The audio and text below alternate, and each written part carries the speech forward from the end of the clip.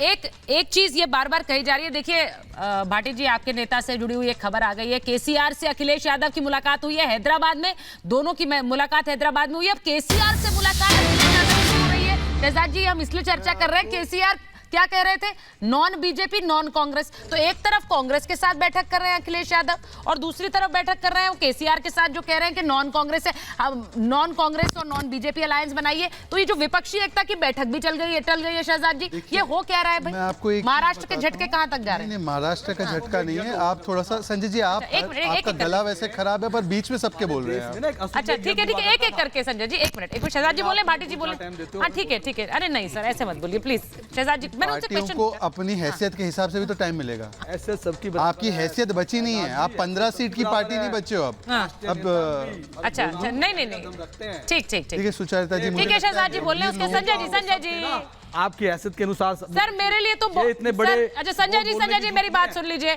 आप मेरे लिए मेरे सारे मेहमान बहुत सम्मानीय हैं। मैं बस ये कह रही हूँ, शहजाद जी से मैंने सवाल पूछा, उनको जवाब देने दीजिए, उसके बाद आ रही हूँ। हाँ शहजाद जी। हाँ देखिए, ऐसा है कि आपको एक चीज देखनी होगी कि जब से राहुल गांधी का गुब्बारा उड़ाने की कोशिश लोग करने लगे, सबसे पहले संजय राउत ने की भारत जोड़ो में जाकर, तो शिवसेना खत्म हो गई उनकी तरफ से।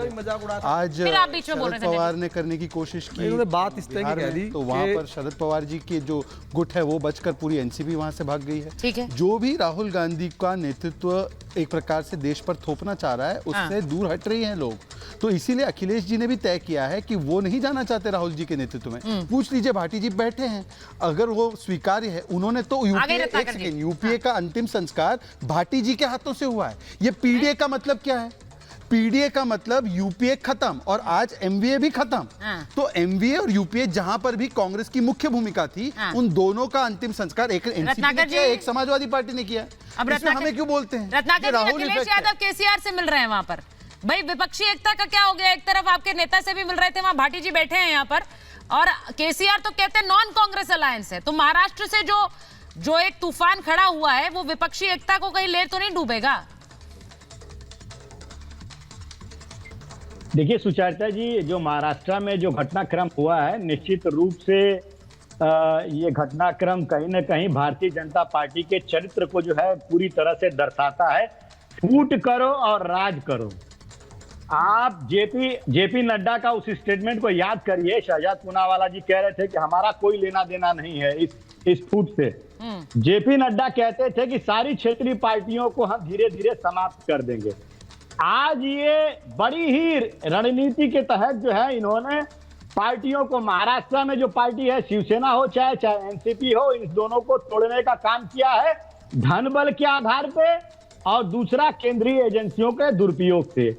तो ये महाराष्ट्र की जनता है, ये सब देख रही है, जान रही है कि किस तरह से भारतीय जनता पार्टी जो है चरित्र जो है सबके सामने आ गया है।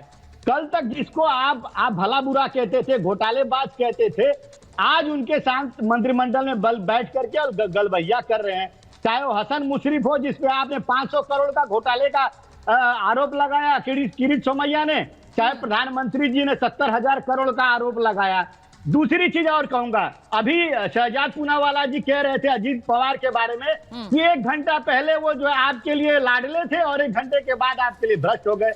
अरे आप याद करिए बिहार की राजनीति को, आप वही नीतीश कुमार को सुशासन बाबू कहते थे और अगले दिन वो कुशासन बाबू हो जाते हैं। तो जो आपके दल में शामिल हो जाता है, वो तो दो पोस्ट के आप लोग उसको सुशासन बाबू देखिए रत्नाकर जी एक जो खबर जो बार बार कही जा रही है कि भाई वहां एनसीपी के नेता शरद पवार के राहुल गांधी के साथ थे, ये एनसीपी और अजीत पवार के गुट को पसंद नहीं आया। यही बात बिहार के लिए कही जा रही है कि राहुल गांधी का नेतृत्व ना हो, इसके लिए वहां राजी नहीं है। जेडीयू के नेता भी नहीं चाहते हैं कि राहुल गांधी का किसी तरह का नेतृत्व हो, और इसीलिए अगर कोई पार्टी तोड़ेगा तो कहीं वो राहुल गांधी और कांग्रेस ना हो, क्योंकि उनका नेतृत्व स्वीकार नहीं करेगी जेडीयू के नेता या फिर एनसीपी के नेता।